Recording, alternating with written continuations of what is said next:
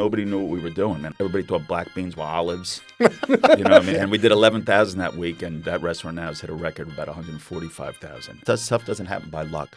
It happens by an incredible, high-performing team. You always say GYG's not for everybody, man. It's a very intense place, but highly rewarding. I met Pete Ritchie, who was the founder of McDonald's, basically Australasia. We were about to negotiate with another party, and I didn't like them. Said I'd rather go out of business than have these guys invest. Hero or sidekick?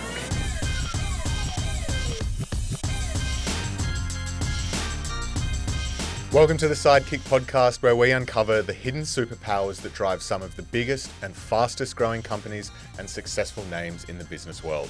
I'm Bryce, and I'm joined by my co-host Ren, and today we are your trusty sidekicks. Ren, how are you? I'm good, Bryce. Very excited for this episode. We're about to be joined by an ASX-listed CEO that we've spoken to before, and we always leave those conversations feeling very inspired. Stephen Marks, the co-CEO and founder of Guzman y Gomez. Yes, he's taken an idea and built it into an incredible Australian success story that IPO'd in 2024. I love speaking to Stephen. He is incredibly inspiring. So for people who aren't familiar with Guzman y Gomez, it's a fast casual Mexican chain.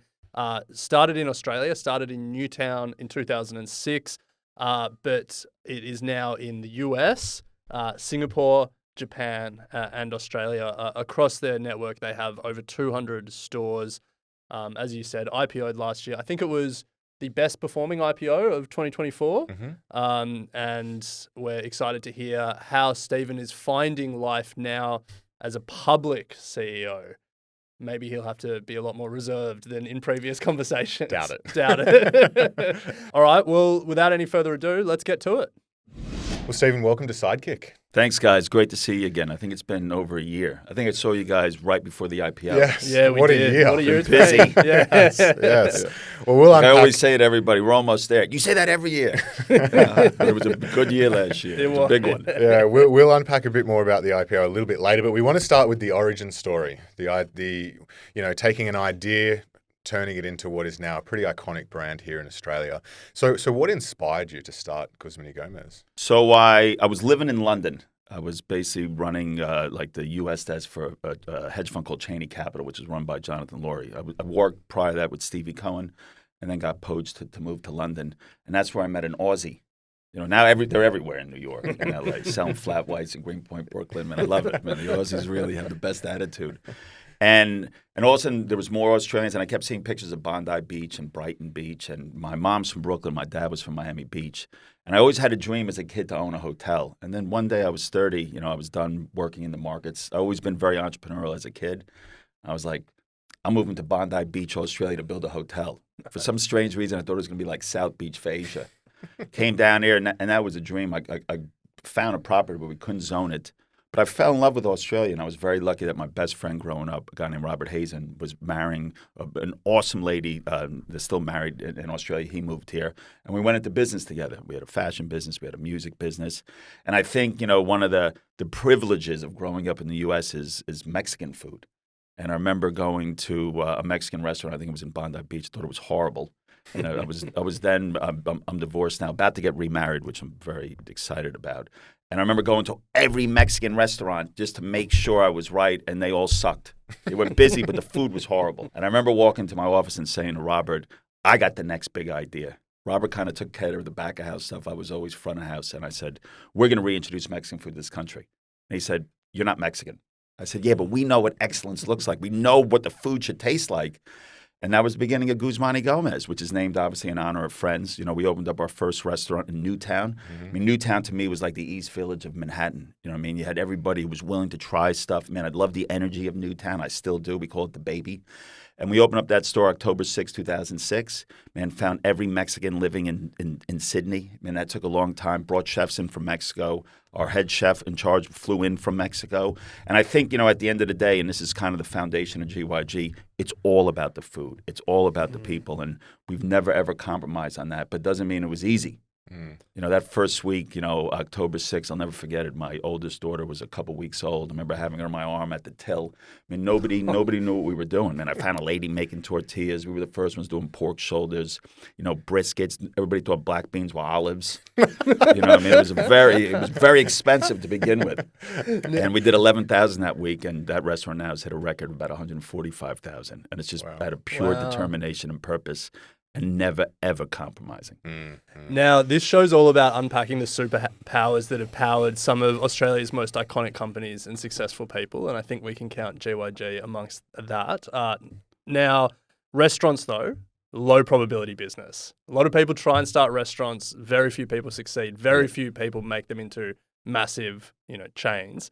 So what were some of the challenges in those early days, and what were the things that helped you overcome them? Well, I think early days, you know, remember, we opened up our first restaurant in October 2006 and was losing about $10,000 a week. I remember people used to walk in, you got too many people in the kitchen. I said, no, I have the right number of people in the kitchen. I don't have people in the dining room. And for us is that, you know, I mean, if you have real belief in what you're doing, I knew the food was exceptional. You know, we just had to have people try it. You know, we're huge into trialing, right? And I remember I'd give away 200 burritos a day, man. I knew every single business in Newtown. I would go to everybody, you got to try our burritos. This is what's in it. I mean, I was so passionate about it. And I'm still very passionate about the food. But all of a sudden, I remember it was losing. I said, we got to look like we're doing well. We go open up another restaurant. I'll just make it smaller. So we went from Newtown to Little Bondi Junction, which had a slightly different demographic. And that restaurant, so we had 15 seats in Newtown, 20, and then we had 6 in Little Bondi Junction. That opened up doing $7,000 a week. Right, which is not good either. No. You know, losing another 10 grand. That one now does about 140,000 a week. Then I opened up King's Cross a couple of months later, and that was doing even worse. And I remember, you know, getting home one time. My mother flew in from New York, and she went to go order a burrito in King's Cross. And we had something called the DF steak and onion burrito, and the FA's Mexico City, like where the fat cats live. And I remember she got a burrito, and she's, you know, my mom calls myself and my twin brother her investments. She used to remind us she didn't want to have us, that we always have to pay off. So she got back to my place in Rush Cutters Bay, and she unwrapped it, and she said, there's no steak in here. What are you talking about, man? Grab it over, and there was no steak in it. She looked at me sincerely. She says, you sure you know what you're doing? You know, and I remember she's like, why don't you go back and work on Wall Street? You were good at that. And I remember looking in the mirror at that point, and I was just like, you know what? We're never going to stop. I know the food's right. My people were outstanding, and a lot of them are still with us today. And I think it's that sense of purpose, like, and determination. Like, I knew that it was the best food on offer in Australia. We just had to get people to try it to understand how good it was. And I think, you know, that's where it sort of lays the foundation of the values of a business. You know, the values of GYG are so important to our success and have been around since day one.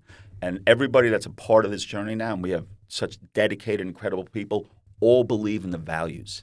And I think that's a key of having something that is so important to the long-term growth of a business. And I think it comes from, you know, a founder and the people that are around them to realize that if you want to be the best, and for GYG from day one, it's all about being the best, you can't compromise. So I think early on when you're struggling is at that point when people compromise. For me, I like pain and discomfort at all times, you know. And I think sometimes it's easier to lead when things are very difficult than when things are really good. Because when things are very difficult, you bring a calmness, right? And people look at the leader to make sure, hey, if he's under control, then we're going to support him and get behind him. So I think it's that never, ever compromising on what makes your business special. And I see people compromise. And the minute you compromise, you don't deserve to win. And we like to win. We're slightly competitive at GYG. We want to be the best. And, you know, I just had a talk, you know, with the team yesterday. And we're having, you know, obviously strong comp growth. But I can feel things, you know, every once in a while getting a little complacent. You know, every day the whole team's on a call. On Mondays, all the franchisees on a call. And you just have to remind them that what we're building is magical. Right, and to me, as I was saying, you know, when things are going well, I get very anxious and fearful that we're getting complacent. And how do you basically set that this journey's never over? It's relentless. And to be the best, you know, I mean, you have to pay attention to your food, to your people, because everybody believes in the mission, man. We're here to reinvent fast food and change the way the masses eat, and that's really special. You know, traditional fast food has lost its way. You know, I mean, GYG's figured out the speed of traditional fast food, but it's never compromised on food, you know. And I think, you know, I just got stopped on the way here, and the guy just stopped me on the street, and it happens more and more. He's like, thank you for changing the world. And we're doing something different, right? I mean, the masses deserve to eat clean food. And it's great to see, obviously, in our sales that it's really resonating with everyone. And I think it makes everybody on this journey, extremely proud.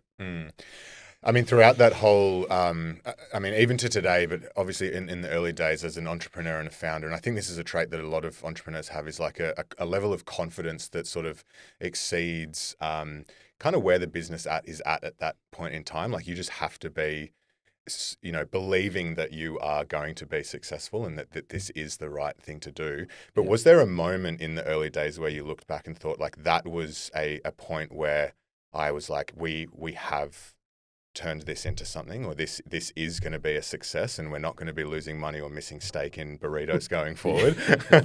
I think, I didn't get paid for years. Everything went in. It's, when I meet with founders sometimes, or people that want to start a business, hey, I'm thinking about doing something. How much you putting in? 10%, put it all in. Okay. How are your relationships around you? How's your marriage? Not good. You probably get divorced. They say, I thought you're supposed to be inspiring. But there's such a commitment that has to be made, right? And it's the purpose. So for GYG, I remember we got up to about 5 restaurants. Now remember, I haven't taken you guys to a restaurant. Everything you see at GYG, we've created on our own. We have this philosophy. To be the best, you got to lead. You can't follow. And in time, what we built was the fastest fresh food operating platform, from our bespoke stickering system to our dual, obviously, linear lines to our kitchen delivery system, which lets us operate, obviously, drive-throughs. We can operate any format, even, obviously, most of the stuff that we're rolling out right now are AAA drive-throughs. But I think that the game changer for GYG was, for those first 5 restaurants, there was a relentlessness. I remember putting my kids to sleep, handing out flyers, 1, 2 o'clock in the morning. Just, I had to get this product, and people had to start to realize what GYG was about. That when we opened up our 5th restaurant, I remember everything started to break even. It was like a milestone. I remember I have an identical twin brother. I called him up. I said, dude, I got great news, man. All the restaurants broke even. He goes, aren't they supposed to make money? I said, you've never done this, man. You have no idea what I'm talking about. But we needed an investor. Right? We were running out of cash. Obviously, payroll was always the number one priority, man. Our people always need to get paid on time. We always come last. And I met Pete Ritchie, who was the founder of McDonald's, basically Australasia. And somebody introduced me to him, and we had 5 restaurants. And I remember we were about to negotiate with another party, and I didn't like them. Man, I remember seeing these guys, and I remember my business partner saying to me, he's like, dude, I don't think you could be so picky. You need the money. I said, I can't do it. He said, what do you mean you can't do it? I said, I'd rather go out of business than have these guys invest. And he looked at me. He's like, I think there's something wrong with you. But I think, when as a founder, you're looking so far down the track and you have such belief in what you're doing, not a blinded belief. It's not like a board like, hey, I'm going to be successful. Man, it takes a lot of work. But you understand that the culture, as I said earlier, the values are so important that if you don't share values with someone, you can't create value together. And that is a fact. And I remember looking at these guys and thinking about, I don't want to celebrate the success of GYG one day with them. And I turned it down. And it happened to be a week later, I got introduced to Pete Ritchie. And I remember taking him through MLC Center, which was, I think, store number 4. And he's like, I love it. And the people at GYG love it. And he looked at me. He's like, I've never been more excited since I opened up my first McDonald's back in 1970. And I was like, oh, sweet. I finally got an investor. Besides, McDonald's is a phenomenon here. I can talk about the food, but what they built is extremely impressive. And he said, but I don't do anything without Steve German. I'm like, who's Steve German? Like, I thought we sort of got it covered. And Steve German was the managing director and CFO for McDonald's for years. And he's probably been, with him and Guy Russo, and TC from TDM, I could keep going on, probably the most influential people that have been part of this journey. And they're still with us. SJ, who I call Steve German, nicknamed SJ, just retired last year. He's in his mid-70s. But SJ came, and basically if SJ gives a tick approval, they invest. And I remember meeting Steve German, and he said to me, just so you know, I'll give you a day of my time, but I'm not doing anything. I promised my wife, I think he was 60 at the time, I'm not doing anything. I said, fair enough. I was like, I got one day. And I remember at the end of the day, he said, I'm in. I don't care anybody else is in. And Guy Russo, who was running, I think at that point he was running McDonald's China before he took over Kmart. He's like, I'm in. If SJ's in, I'm in. Pete Ritchie's in. Nice. And it was a turning point. I remember sitting down with them. These guys are experts. And this goes back to, the philosophy of GYG. It's all about hunger, humility, curiosity. And I think people forget that when you build something, the most exciting part, besides revenue growth and profitability for the restaurants, is the people that you surround yourselves with and the things that they teach you. You know, I mean, this has been the highlight of the journey for me, and to have Pete Ritchie, Guy Russo, Steve German come on board. I mean, these guys are experts in real estate, experts in franchising, the financials behind franchising. And I said, we're gonna have an amazing relationship as long as you don't touch the food and the people. Deal? And they said, deal. Nice. And they've been with us ever since. I mean, guys, obviously, Steve German was the chairman for 8 years, and Guy now is the chairman. And it's this beautiful relationship that's built on respect and integrity. And one thing I love about GYG, whatever we say we're going to do, we do, which is great. I have a Guy Russo story. When he was running Kmart, I had just started at Coles, and we were all part of the West Farmers group there. And he was one of the most inspiring people I'd ever seen speak from a business point of view. Because Kmart was a basket case when he took it over. Losing $200 million a year. Yeah, and he just had such a clear strategy on exactly what they were going to do, rationalize the range, work with their suppliers overseas. And Kmart's not only a success, it's now cool in some senses, and that Anko home brand that they've built, it's an incredible story. One thing about Guy, and he used to call it GYGYG, Guzman y Gomez and Guy. He loved it. People used to call him. I got an Italian guy in the cool room looking at Romas. I'm like, put him on. Guy. He's like, the Romas look good right now. But one thing about him, man, he's probably one of the best retail operators in the country. I mean, started at 15, working at McDonald's, became CEO, then China, then turned around Kmart. What I love about him is if he's lands somewhere between the airport and his hotel, if there's any GYGs, and he stops at them all. Same thing with Kmart. And I remember we were looking to bring somebody on a while ago, and they said, do I have to be in the restaurants? I'm talking to this guy who wants to become part of GYG, and guy looks at me, does he have to be in the restaurants? That's what we do. We run restaurants. So, and everybody keeps forgetting, to be a true operator, there's not many true operators that care about every detail of the restaurants. Guy, loves clean bathrooms, loves food safety, loves all these things. And it's been an amazing partnership. And those guys have been instrumental in the success of GYG. So at that point in the journey, you've got a number of stores. You've got to break even with a lot of them. You've got some investors behind you, and then we tick over to the 2010s. And the 2010s for GYG was just a story of expansion, expanding store counts, introducing and expanding franchisees, expanding into other countries, expanding menu items, breakfast. I still reckon it's underrated. The best thing on the menu. Just pick it up. Talk to us about that time and the lessons you learned just about running a business and growing a business at that time. I think a huge milestone happened in 2009, 2010. The Maradigue family from Queensland. They were probably some of the most successful Subway franchisees. It was Blanca and her two sons, Eddie and Umberto. I think their mom soared GYG, and they're from Peru. And just an incredible family. And she came knocking. She says, we want to be involved with this journey, man. She just really loved the food.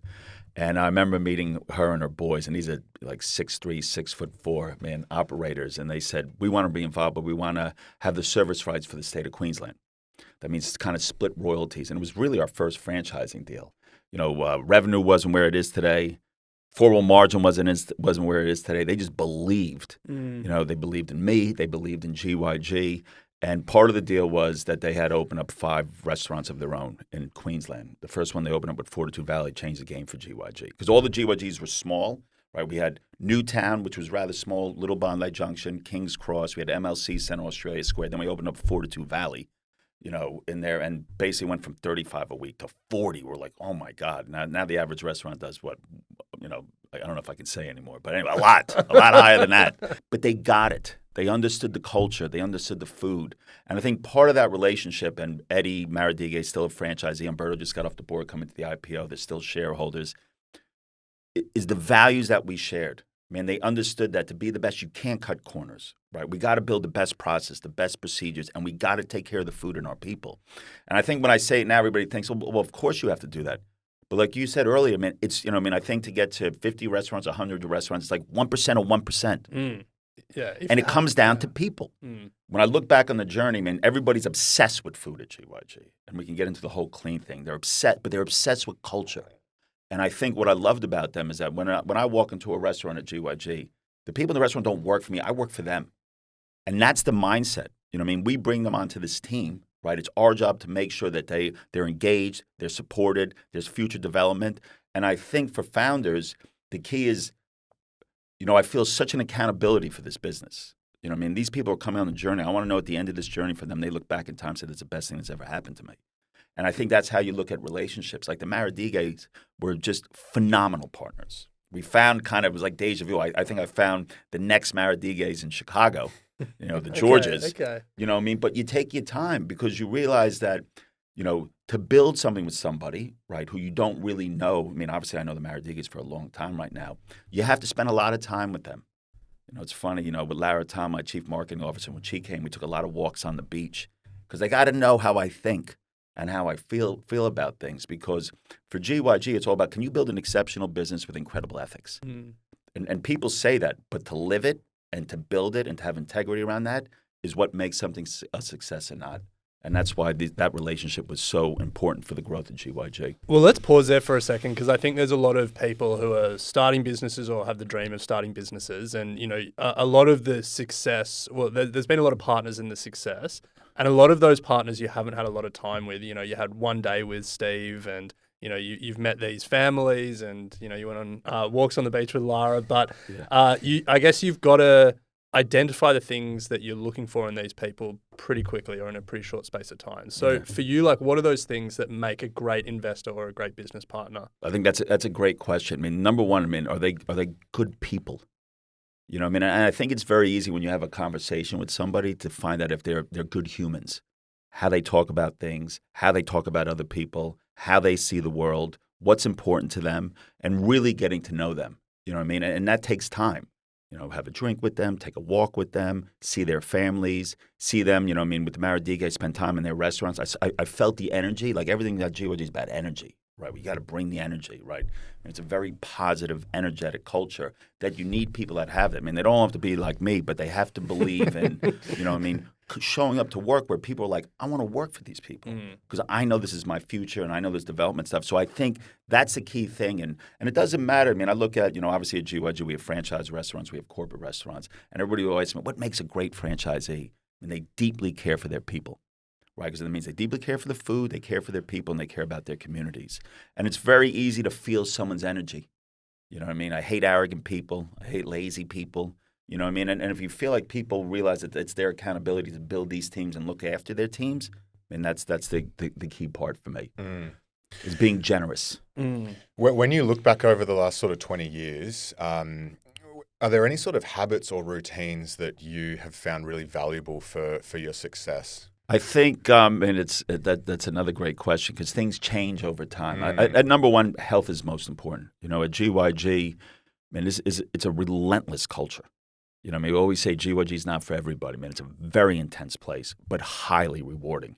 We used to call ourselves a family, but I realized most families are highly dysfunctional. So we became a high-performing team. And I think people at GYG realizes that you are deeply cared for, but you're held accountable.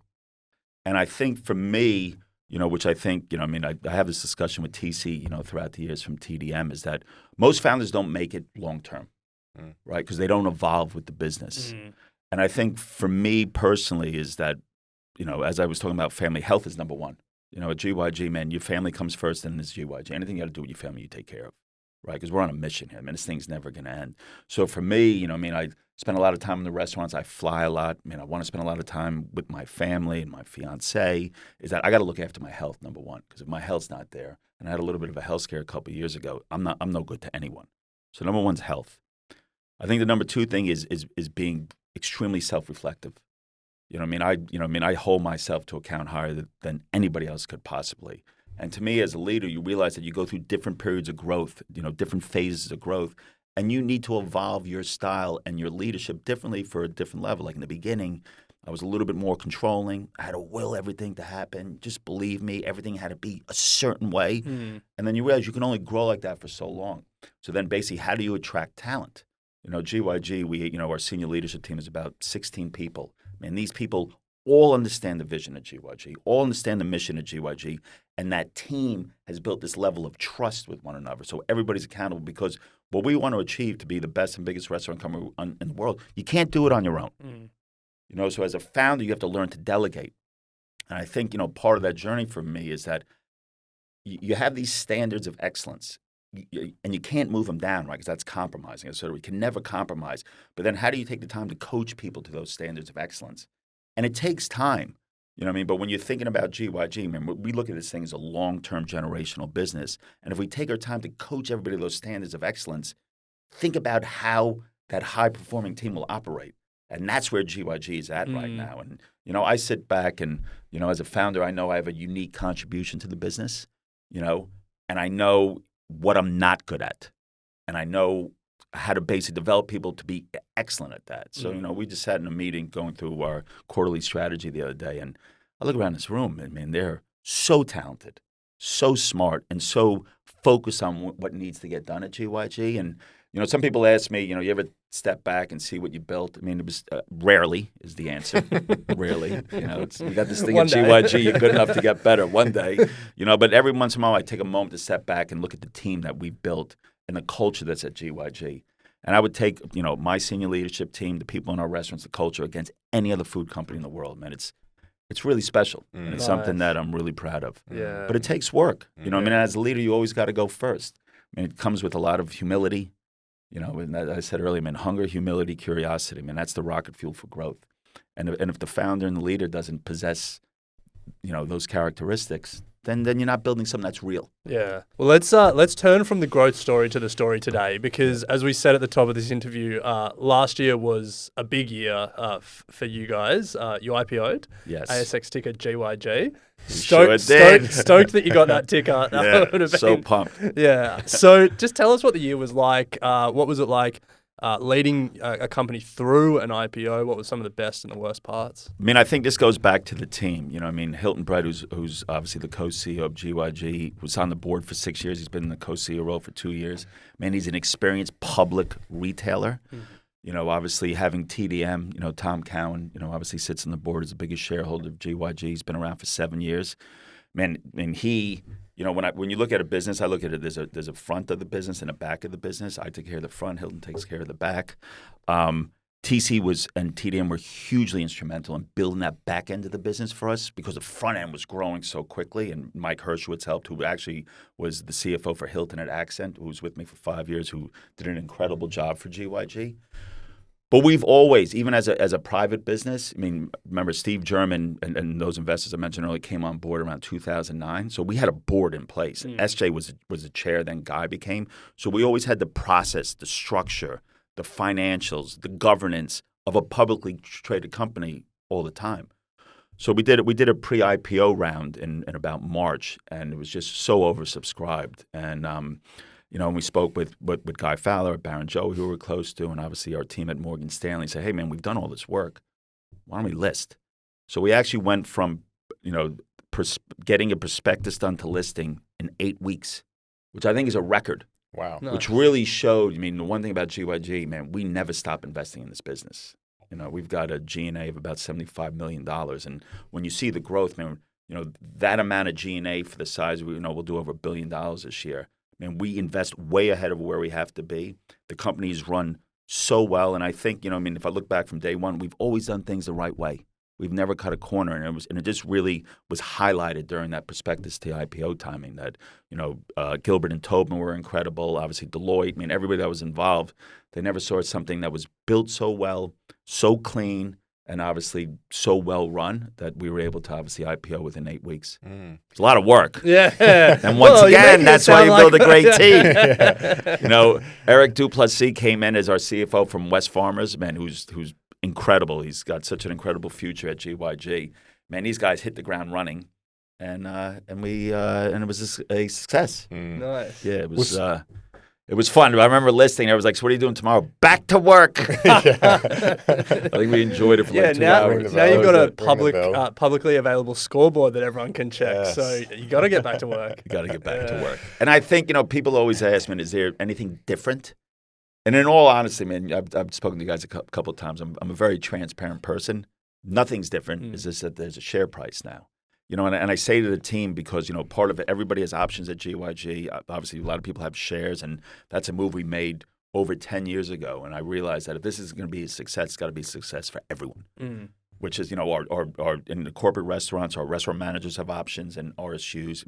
everybody's involved in the success of GYG, and I think that's what made it great. Is that, I mean, you know, everybody believes in the purpose of reinventing fast food and changing the way the masses eat, and we kill it. Everybody wins. You know, from our shareholders to everybody at GYG to the people in the restaurants, our suppliers, and that's what you want. You want to create basically an environment where everybody's doing well.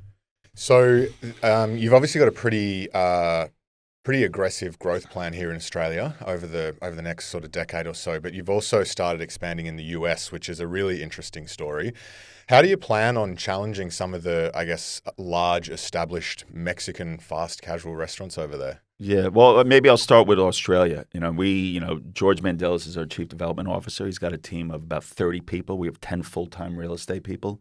We're approving 4 to 5 AAA. I mean, all real estate got to be AAA. 4 to 5 a month, those open up 2 years later because they're all drive-throughs. So we'll do 31 this year, and we'll start working our way up to 40 a year. I mean, we've got a pipeline of already 100 approved, and we're adding 4 to 5. So we think, as we build into that, we're very comfortable in our rollout in Australia and the store numbers to hit 1,000. Singapore, Josh Bell and Kak Hung Lim are doing an awesome job. They just launched Clean's the New Healthy, record week after record week, and Japan's next. So we've got great master franchisee partners, obviously, in Singapore and Japan, who really understand what GYG is about. And I'd love to see proud of them. The Japanese menu. Oh, it's great. So we had to. So it's very similar, but every once in a while we'll throw on a Japanese specialty, like a beef sukiyaki burrito. Oh, nice. And these guys are probably the best restaurateurs in Japan. Yeah. So they always trust me because sometimes I can't get there to try it. We Yeah. try to do it here. They go, trust me, it's great. And I know they're foodies, so it's great. That's fantastic. And then it's the U.S. In 2015, we opened up our first drive-through, which... There's a couple of times I wasn't sure about if my employment was going to be at GYG. One was free-range chicken. One was when I said we want to open up drive-thrus. And some people on the board who are no longer with us said, well, if you open up a drive-thru, everybody's going to think you're fast food. I said, we are fast food. They said, no, McDonald's is fast food. I said, McDonald's isn't food. That's the problem, and it's the truth. And I'll get into that a little bit where I think food's going on how things are going to get regulated. And why GYG is having the sale growth as it has because, when did fast food become bad food? It's just wrong, and as a food business, you have a responsibility to serve clean food to your guests, especially people that need it the most. So I think when we started seeing the success of our drive-thrus, which are half of our stores and 85% going forward, nobody did that in the U.S. Breakfast, lunch, dinner through a drive-thru. Obviously, our app's amazing. We want everybody coming, delivery aggregators, app, drive-thru, dine-in, takeaway. And when you think about the U.S., everybody's like, oh, you're taking Mexican food back to the U.S.? I'm from the U.S.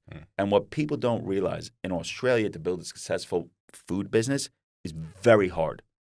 You only have 25 million people that live here, right? So for GYG, we've worked relentlessly in improving operations, improving food safety, making sure our food's even hot and fresh, are obviously clean, building great learning development platforms. It's just this, that we have to win. We have to win for our people. We have to win for our guests. Where the U.S. has a huge population that supports mediocrity. Yeah. True. There's so much bad food in the U.S. Yeah. And the number one player really, and I'm not talking about like a mom and pop taquerias in California or certain parts, but that's different. They're making their own tortillas, even though everything at GYG obviously is our recipe that we make. It's just different, right, than a mom and pop taqueria. But when you look at Chipotle, right, Chipotle's a 60 billion U.S. business, about 90 billion Aussie. They got 3,000 restaurants. And I think their journey was impressive, right? They did something called Food with Integrity. Steve Ells was running it with a guy named Nate Appleman, who's his head of culinary, who's GYG's new head of culinary, who moved from L.A. here just to give me a little bit more insight in the U.S. Nice. And they've compromised on quality. And there's no other player. You got Chipotle, then you got Qdoba, Moe's, and it just starts to really fall off there. And I think sometimes that, I think they've become complacent. So to build brand, obviously we got 6 restaurants now in Chicago. It'll be 15 in 2 years. It takes time. Our food in the U.S., I think, is even better than Australia. We got flank steak there. We do our pork shoulders a little bit differently. The queso is a little different. But I think, with the team there it's going to take time to build brand. But we have to be relentless on our focus on food quality and our people. And I think sometimes I would never take the culture of GYG for granted. But early on, we built this strong culture at GYG. And just grew from it. Is getting the culture right in our restaurants, which I truly believe we have right now. It's been 4 or 5 years. But I think as a founder, is being able to move quickly. Do I have the right team? Do I have the right people? And those are hard decisions to make. You know what I mean? Throughout the years at GYG, I've had to let a number of people go just because they might not have been ready for the next phase of growth. They weren't culturally aligned with GYG. And I think it goes back to, for me, they're hard decisions, but they're the right decisions to make because you're accountable to everybody on the team. So, I just got off to a call this morning with our U.S. team, which is basically our Australian team and U.S. It's one team. We've just moved 7 more of our operators over there that we know, man, when we get this right, you know what I mean, and it's going to take a little bit of time, man, we're going to dominate the U.S. It's just going to take time because you're building brand. They got to understand who Guzman y Gomez is. They see these beautiful restaurants. They're like, this is fast food? Oh, they sell margaritas. They got drive-thrus. They do breakfast, lunch, and dinner. But it's just getting product in people's hands. And one thing I love about it, we have an investor, the Capital Group, which is $1 trillion fund in the U.S. I think we were the first food company outside the United States they've ever invested in. And, and one of their lead sort of PMs and analysts, before they made the investment, obviously visited all our restaurants in Chicago. They came to Australia to see the growth of our business here. And she thinks we have the best Mexican food in the country. But what she was surprised about was our minis. So you got everybody in the U.S. on these weight loss drugs, right? I'm seeing people shrinking in front of me, you know what I mean? And she thinks, and for GYG, because the way our operations are set up, we do regulars, we do minis. For the last 5 years, all I have are mini, I change it up a little bit, but I just eat mini bowls. So she thinks because GYG has the ability where everything's incremental. Like think about a Chipotle, they got a linear. Yeah. So everybody goes to minis, they're in trouble. They already have a throughput problem, right? If everybody starts making smaller sizes at smaller prices, they're in trouble. For GYG, we have no throughput issues because of the platform we developed. And and I think people in the U.S. should eat a little bit less. But if you don't, we got regular burritos, and then otherwise you got a mini, and it's starting to take off as well. So, we're super optimistic about the U.S.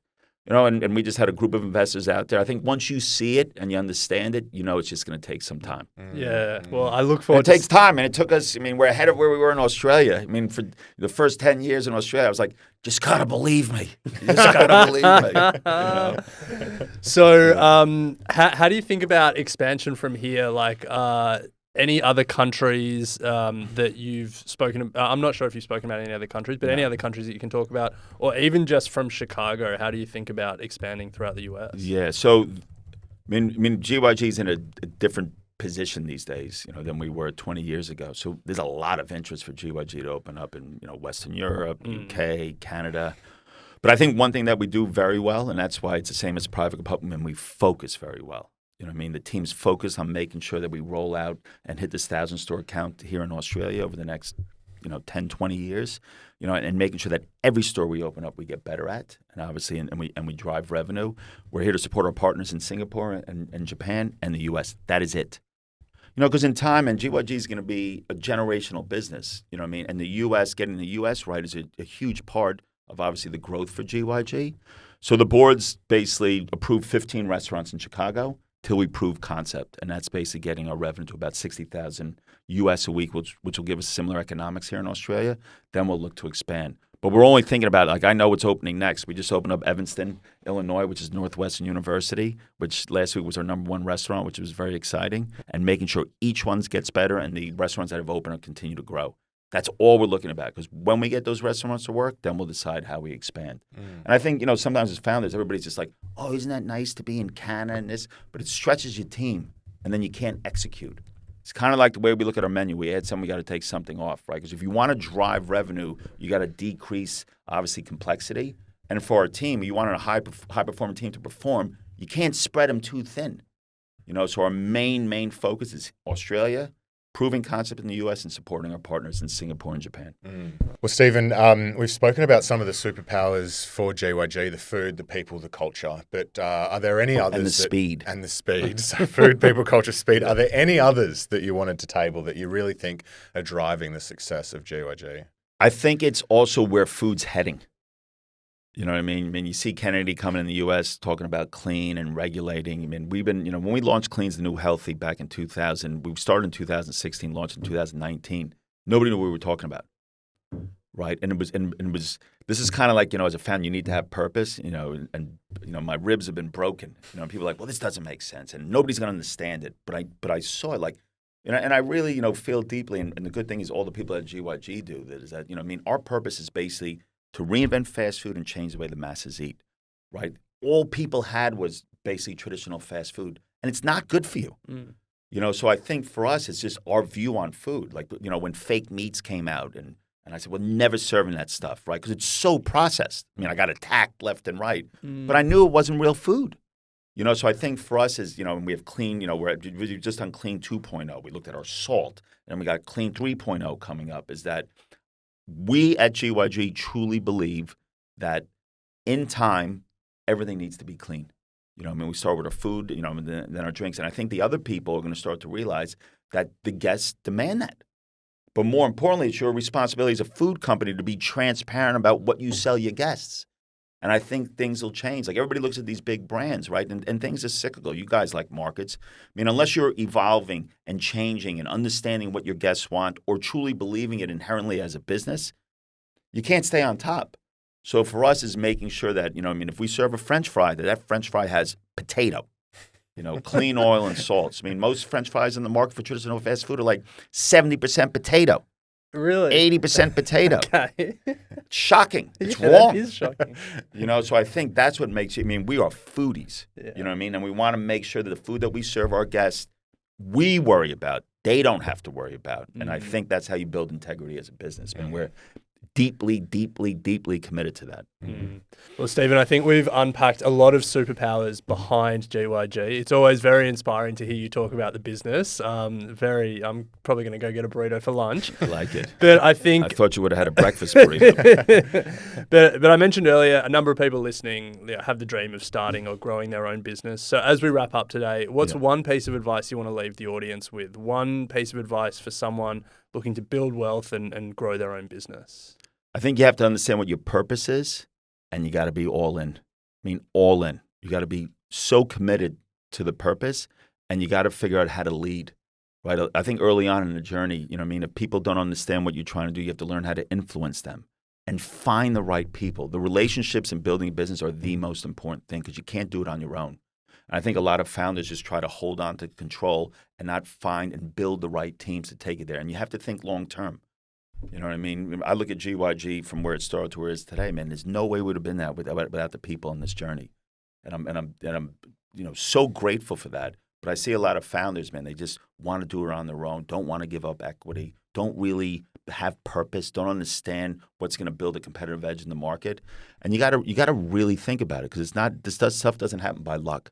It happens by, an incredible sort of high-performing team. Everybody's focused on the mission, and you basically can trust one another in building this thing. And, when you line up all those things, man, it's magical. But it takes time. It takes a lot of time. Well, Stephen, as always, it's an absolute pleasure chatting with you. We always leave these discussions feeling inspired. So I'm sure many of the listeners today will feel the same. So thank you so much. Yeah, thank you both, man. It's always a privilege to speak to you. Thanks, Stephen. If you're interested to learn more about how you can grow wealth like a superhero, head to superhero.com.au. And make sure you subscribe wherever you're watching or listening to this so you never miss an episode. That's it from us, your trusty sidekicks. We'll be back uncovering more superpowers next episode.